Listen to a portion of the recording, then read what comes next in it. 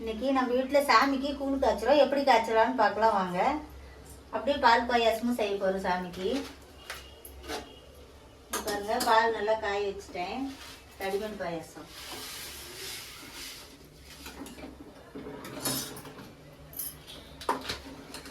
இது அப்படியே ஒரு பக்கம் இருக்கும் வெந்துட்டு இருக்கட்டும். நல்லா காஞ்சிருச்சு மாவு காய்ச்சல்.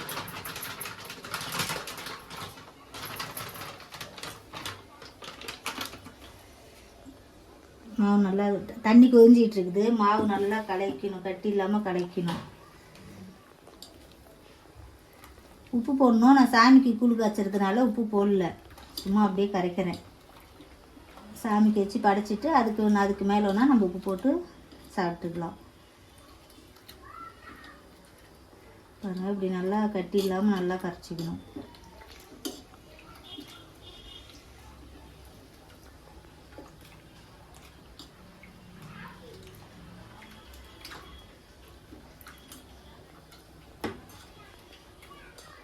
இது ஒரு பக்கம் பாயாசம் காஞ்சிட்டு இருக்குது.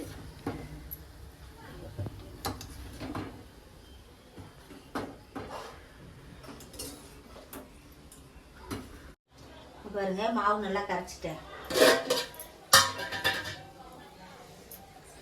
ஊற்றி நல்லா கிளற போகிறேன்.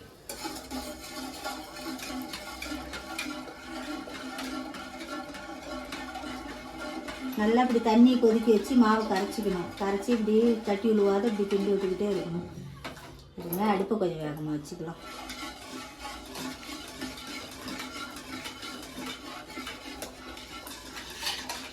பாருங்க, இதே பாருங்க நல்லா கெட்டி வருது. இவ்வளோ தண்ணியை வச்சு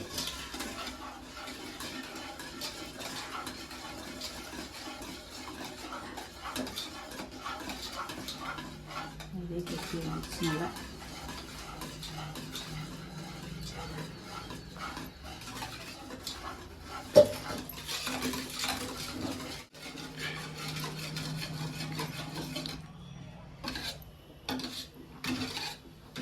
பாருங்க, நல்லா கட்டி விழுவாத நல்லா வெந்துருச்சு. இன்னும் நல்லா கொஞ்சம் வேகணும்.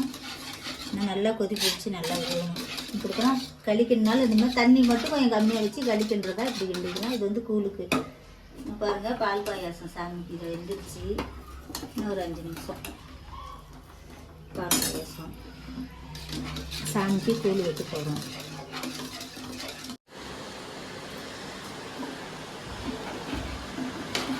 பாருங்க, அவ்வளோதான் கூழ் காய்ச்சியாச்சு. இறக்கிடலாம். இறக்கி கொஞ்சம் ஆற வச்சு வெங்காயம் கருவேப்பிலை கொத்தமல்லி எல்லாம் போட்டு வச்சு சாமிக்கு விட்டுடலாம். பாருங்க, நல்லா கூழ் வெந்து நல்லா ஆயிடுச்சு. நல்லா கொஞ்சம் ஆறவும் செஞ்சிருச்சு. இப்போ வந்து வெங்காயம் போடலாம். அரிஞ்சிருக்கேன், வெங்காயம் போடலாம்.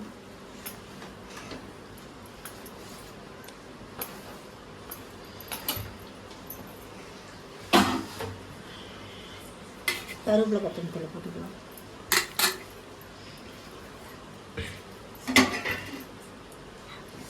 இதெல்லாம் போட்டு நல்லா கிண்டி விடணும். நல்லா கலக்கி இது பாருங்க. இதில் வந்து உப்பு போடாமல் சாமிக்கு எடுத்து வைக்க போகிறோம்.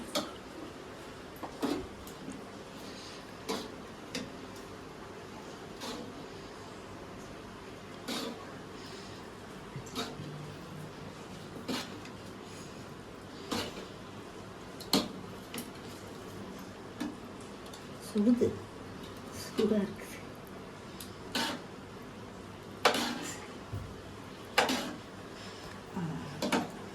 இப்போ இது சாமிக்கு எடுத்து வச்சாச்சு.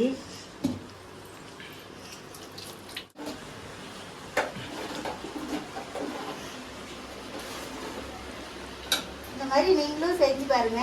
இந்த மாதிரி செய்யுங்க, நல்லா இருக்கும். கூழ் நல்லா இருக்கும். சாமிக்கு வச்சு கும்பிடுங்க, நீங்களும் சாப்பிடுங்க.